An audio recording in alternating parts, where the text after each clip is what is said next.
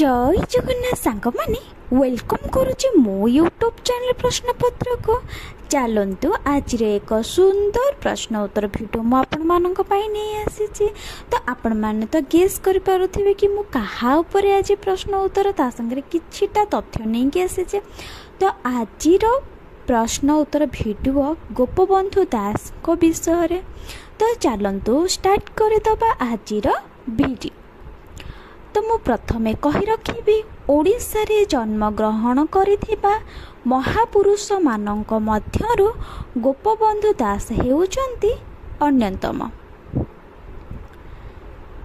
से जणे देशसेवक, कवि, लेखक, स्वाधीनता संग्रामी और ता सहित मध्य आदर्श शिक्षक मध्य अटंती।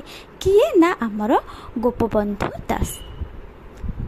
गोपबंधु दास कर जन्म केबे होइथिला ना 1833 मसीहा अक्टोबर मास 9 तारिख दिन गोपबंधु दास कर जन्म होइथिला। तो केउठी होइथिला ना पुरी जिलार सुवांडो ग्राम रे जन्म ग्रहण करिथिले आमर गोपबंधु दास। तापर गोपबंधु दास को पितांक नाम कौन थिला? गोपबंधु दास को पितांक नाम थिला दैतारी दास और तांकर मातांक नाम थिला स्वर्णमयी देवी। बुझिएला, गोपबंधु दास को पितांक नाम थिला दैतारी दास एवं तांक मातांक नाम थिला स्वर्णमयी देवी। से पिला मानंकु बहुत भल पाते एवं से पिला दिनु तांको मां को हरे बसी थिले। सेथिपाई से तांकर पियुषींक पाखरे रही बड़ होइथिले। से 1909 मसीह रे सत्यवादी वर्ण विद्यालय स्थापन करथिले। प्रसिद्ध दैनिक खबर कागज समाज तांको द्वारा प्रथमे प्रकाशित होइथिला। तांको मध्य उत्कलमणि गोपबंधु दास भावरे समस्ते परिचित बा घरे घरे से परिचित अटंती।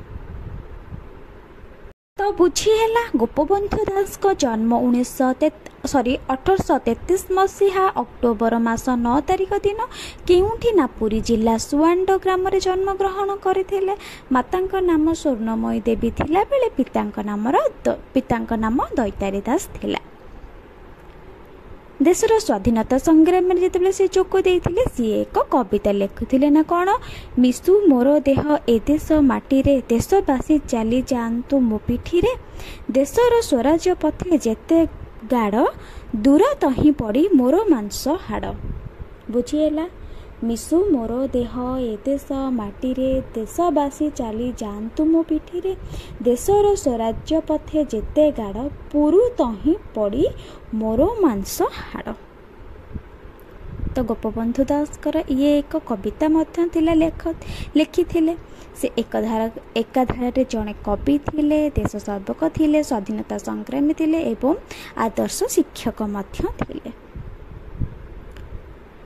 तो गोपबंधु दास कर 1928 मसीहा जून मास 13 तारिख रे से मृत्युवरण करथिले।